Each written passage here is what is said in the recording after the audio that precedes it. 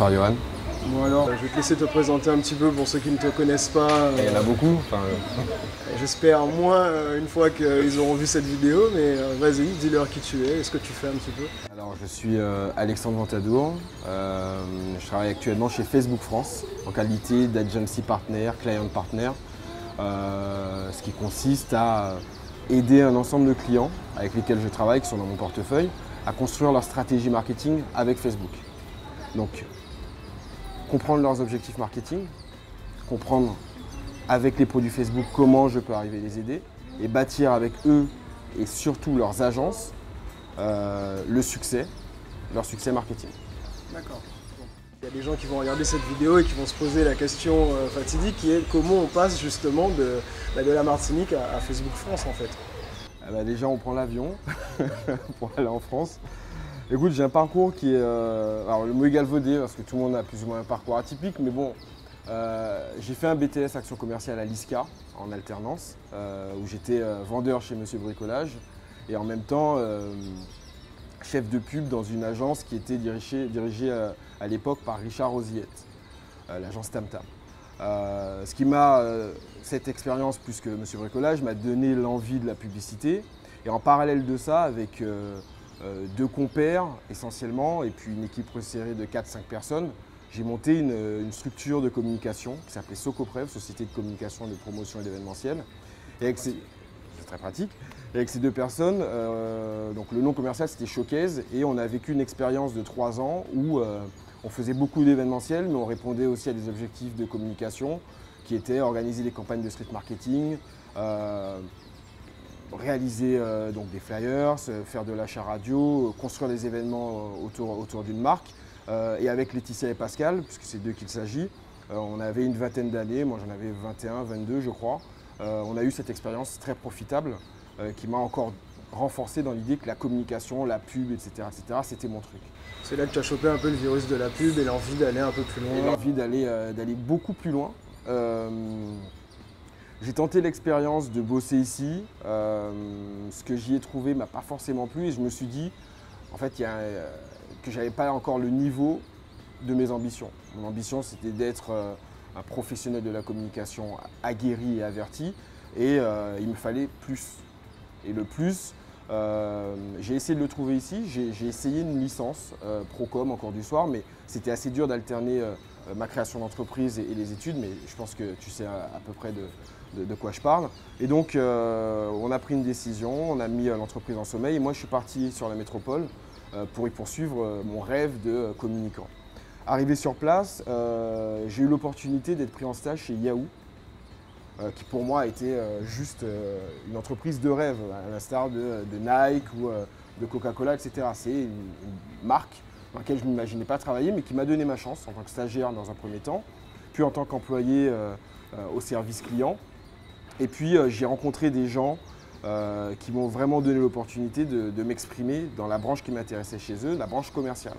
Grand saut dans le concret de la pub, des grands annonceurs, du business vraiment autour de ça. Comme j'avais la conviction que la relation commerciale que j'entretenais déjà avec mes clients, même en Martinique, même à 20 ans et même dans cette petite agence de pub, n'était pas si différente de celle que je devais mener pour une entreprise telle que Yahoo, j'en ai fait la demande. Alors certes, je n'avais pas le cursus, les grandes écoles, le top 5, top 10 des écoles dont il fallait être originaire pour briguer ces postes-là, mais c'est une entreprise qui m'a donné ma chance, c'est des personnes qui m'ont donné ma chance, et puis j'ai pu m'épanouir, j'ai pu devenir commercial d'abord junior, et puis j'ai gravi les échelons. J'y ai passé 5 ans, 5 super années dans une magnifique entreprise, et puis un jour, un coup de fil, Facebook France, on a entendu parler de toi, il paraît que tu n'es pas mauvais, est-ce que tu veux nous rejoindre ? Je me suis dit qu'après 5 ans de bons et loyaux services chez Yahoo, il était peut-être temps de voir autre chose. Et Facebook, déjà il y a 3 ans, c'était l'avenir. Bien sûr. Et ce qu'il faut rappeler aussi, parce que moi j'ai un petit peu la vision sur ton parcours, c'est que tu as commencé vraiment en bas chez Yahoo.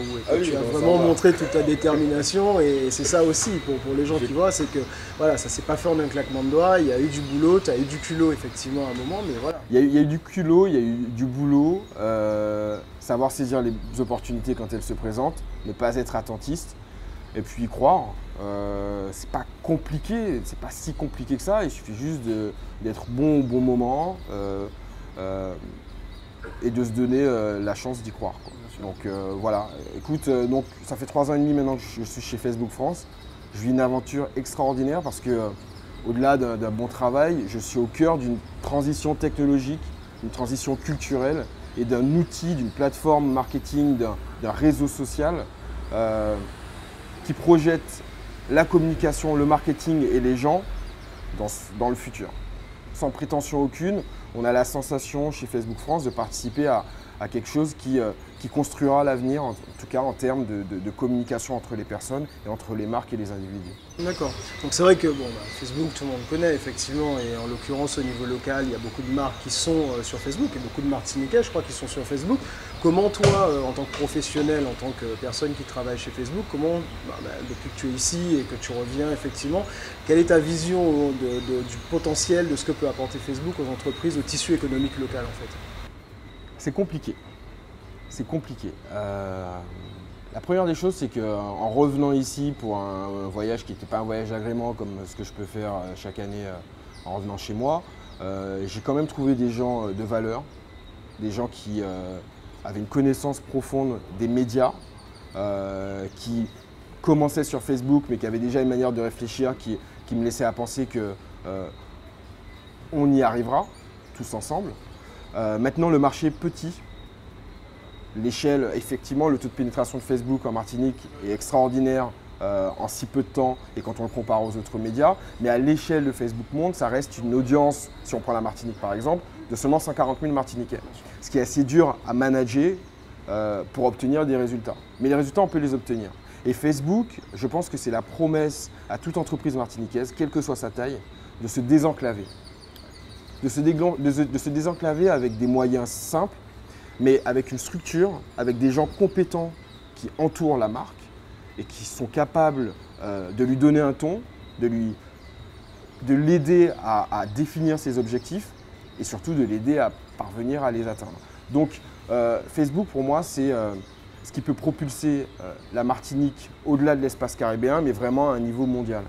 C'est une opportunité supplémentaire pour nos marques d'arrêter de regarder effectivement le territoire martiniquais et éventuellement la Guadeloupe ou la Guyane, mais vraiment de rêver grand en fait. Exactement. En se disant que c'est pas si loin, si nous on est capable de consommer des marques qui sortent de n'importe où dans le monde. Le monde peut consommer des marques entières. Tu sais, autant un crépier au marin qui aurait envie que toute la Martinique sache qu'il existe, que une marque de chocolat qu'on consomme, nous, Martiniquais, depuis une vingtaine d'années, et qui a la sensation qu'à l'export, il pourra avoir du succès, tout le monde est concerné par Facebook. L'Office du tourisme de Martinique est concerné par Facebook. Les institutions, la région, les mairies sont concernées par Facebook. Les marques sont concernées par Facebook. Et il faut se rendre compte de ce qui se passe. Les gens sont sur Facebook. Les gens consultent Facebook aujourd'hui majoritairement sur leur portable, sur leur mobile. Et au-delà du propos Facebook, au-delà de cette transition digitale, il y a l'usage, il y a les gens.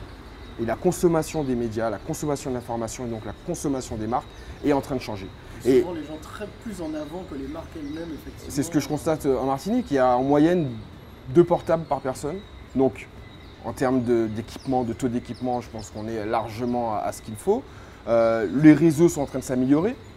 Donc les gens aujourd'hui consomment déjà à l'extérieur, utilisent le e-commerce, travaillent ou consomment avec des entreprises qui sont mondiales, consultent des programmes télévisés, soit sur leur mobile, soit sur leur tablette, soit sur leur ordinateur, donc la télé de rattrapage, etc. etc.